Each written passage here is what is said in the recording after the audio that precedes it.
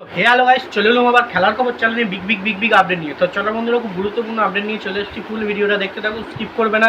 Skip করলে কিন্তু ভিডিওর মধ্যে অনেক কিছু মিস করবে। এবং এই খেলার খবর চ্যানেলে যারা নতুন আছে, অবশ্যই খেলার খবর চ্যানেলটাকে সাবস্ক্রাইব করে পাশে থাকা বেল আইকন ঘন্টাটাকে ডং করে বাজিয়ে দাও। বেশি বেশি লাইক এবং কমেন্ট করে দাও, যাতে মোটিভেট হয় তোমাদের এই খেলার খবর চ্যানেলে আমি ফার্স্ট আপডেট দিতে পারি। তো চলো বন্ধুরা, ফার্স্ট যে আপডেটটা নিয়ে কথা বলবো তোমাদের সঙ্গে, কিন্তু খুবই গুরুত্বপূর্ণ একটা আপডেট নিয়ে তোমাদের সঙ্গে কথা বলতে চলে এসেছি। তো ফুল ভিডিওটা কিন্তু দেখতে থাকো। তো বন্ধুরা, ফার্স্টের ভিডিওটা যে আপডেটটা নিয়ে আলোচনা করব তোমাদের সঙ্গে, তো গতকালের যে আপডেটটা ছিল আমার কাছে, তো আনোয়ার আলীকে নিয়ে, মানে আনোয়ার আলীকে নিয়ে কী সিদ্ধান্ত নেওয়া হলো। তো বন্ধুরা, এমনটাই সিদ্ধান্ত নেওয়া হলো যে এখনও পর্যন্ত লড়াই রয়েছে। মানে ব্যাপারটা হচ্ছে মোহনবাগান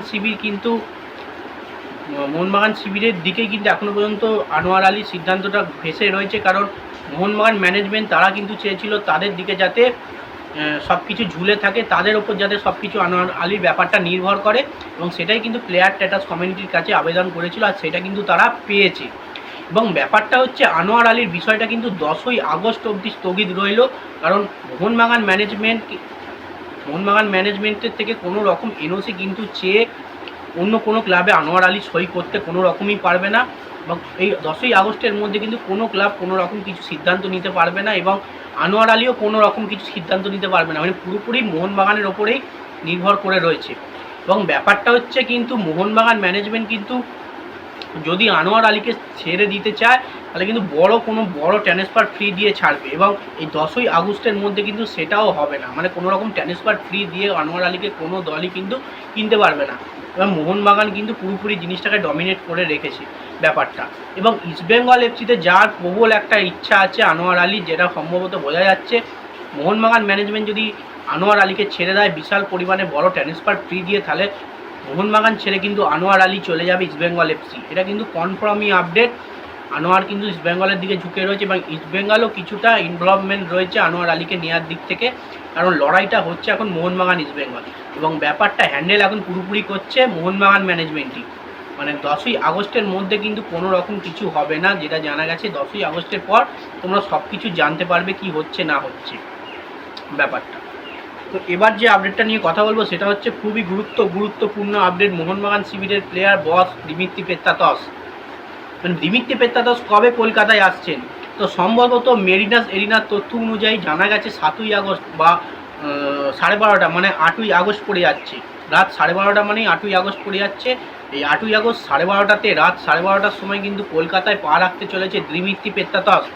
মেরিনাস এরিনার মানে বেশি ফেসবুক পেজে, অফিসিয়ালি ফেসবুক পেজে কিন্তু ছেড়ে দিয়েছে, ওখানে জানিয়ে দিয়েছে দিমিত্রি পেত্রাতস কলকাতায় আসতে চলেছে 8ই আগস্ট। সম্ভবত 7ই আগস্ট শেষ হচ্ছে আর 8ই আগস্ট পড়ছে, 12:30 বাজছে, এবং দিমিত্রি পেত্রাতস কলকাতায় নামছে মোহনবাগান শিবিরে যোগ দেওয়ার জন্য। আর সেদিনকে কিন্তু যেমন জেমি ম্যাকলারেনকে স্বাগতম জানানোর জন্য বিমানবন্দরে ভিড় হয়েছিল, সেরকমও কিন্তু কলকাতা বিমানবন্দরে আবারও সেদিনকে বিশাল পরিমাণে ভিড় হবে। কারণ নয়নের মণি আসতে চলেছে মোহনবাগানের নয়নের মণি দিমিত্রি পেত্রাতস। তাকে স্বাগতম জানাতে কিন্তু প্রচুর পরিমাণে প্লেয়ার অবশ্যই যাবে এবং সমর্থক যাবে, এবং তাকে কংগ্রাচুলেশনস জানাবে। তো একটা বিশাল পরিমাণে ঝড় উঠতে চলেছে সেদিনকে কলকাতা বিমানবন্দরে রাত 12:30টার সময়। তো এটা কিন্তু পুরোপুরি কনফার্ম আপডেট। 12:30টার সময়, 8 তারিখ 12:30টার সময় কিন্তু মধ্যরাতে কিন্তু আসতে চলেছে দিমিত্রি পেত্রাতস। তো এবার যে আপডেটটা নিয়ে কথা বলবো এটা কিন্তু গুরুত্বপূর্ণ আপডেট। এই আনোয়ার আলীর বিষয় নিয়ে কিন্তু সঞ্জীব গোয়েঙ্কা কিছু না কিছু একটা করবেই, মানে যাতে আনোয়ার আলীকে মোহনবাগান শিবিরে রাখা যায়। কোনো যদি পয়সার ঘাটতি থাকে, ভেতরে কোনো রকম কিছু যদি চলে, সেরকম যদি কোনো ব্যাপার থেকে আনোয়ার আলী কিন্তু এখনও পর্যন্ত মোহনবাগানেরই রয়েছে, মোহনবাগানেরই থাকছে। বা কোনো রকম কিছু না হলে কিন্তু কোনো দলে যাওয়ার চেষ্টা এখন আনোয়ার আলী করলেও যেতে পারবে না। তো সেক্ষেত্রে ব্যাপারটা ঘুরিয়েও দিতে পারে, পুরোপুরি মোহনবাগানের খেলবে এরকমই, পুরোপুরি মোহনবাগানের জার্সি পরতে চলেছে, মোহনবাগানই থাকছে, এরকমই আনোয়ারের ব্যাপারটা করে দিতে পারে কিন্তু সঞ্জীব গোয়েঙ্কার কিন্তু যদি নিজে চায় যে আনোয়ার আলীকে প্রচুর পরিমাণে টাকা দিয়ে রাখতে চায়, অবশ্যই রাখতে পারে, কিন্তু ফালতু ওরকম টাকা খরচা করে তো কোনো রকম লাভ হবে না। যেটা সিদ্ধান্ত সেটাই সিদ্ধান্ত হবে। তো সঞ্জীব গোয়েঙ্কা কিন্তু একটা বার্তা দিয়েছে, আমি তো আছি, এবং আনোয়ার আলীকে কিন্তু প্রচুর পরিমাণে পছন্দ করে সঞ্জীব গোয়েঙ্কা। তাকে এর আগেও বার্তা দিয়ে দিয়েছিল, আনোয়ার মিষ্টি ছেলে। এর আগের মরশুমে কিন্তু প্রচুর পরিমাণে ভালো পারফরমেন্স দিয়েছে মোহনবাগানের হয়ে। মানে আনোয়ার আলীকে কোনো রকম কটাক্ষ কিচ্ছু কথা বলেনি। মানে আনোয়ার আলীকে প্রচুর পরিমাণে কিন্তু ভালোবাসে সঞ্জীব গোয়েঙ্কা, এরমই কিন্তু বার্তা শোনা গেছে। তো যাই হোক, দেখা যাক সঞ্জীব গোয়েঙ্কা কী করে আনোয়ার আলীকে নিয়ে লাস্ট পর্যন্ত মোহনবাগানের জন্য। তো যাই হোক বন্ধুরা, ভিডিওটা আজ এইটুকুই। ভালো লাগলে লাইক কমেন্ট শেয়ার সাবস্ক্রাইব করে পাশে থাকো। চলো বন্ধুরা, ভাই, আবার নেক্সট ভিডিও দেখা হচ্ছে। টাটা।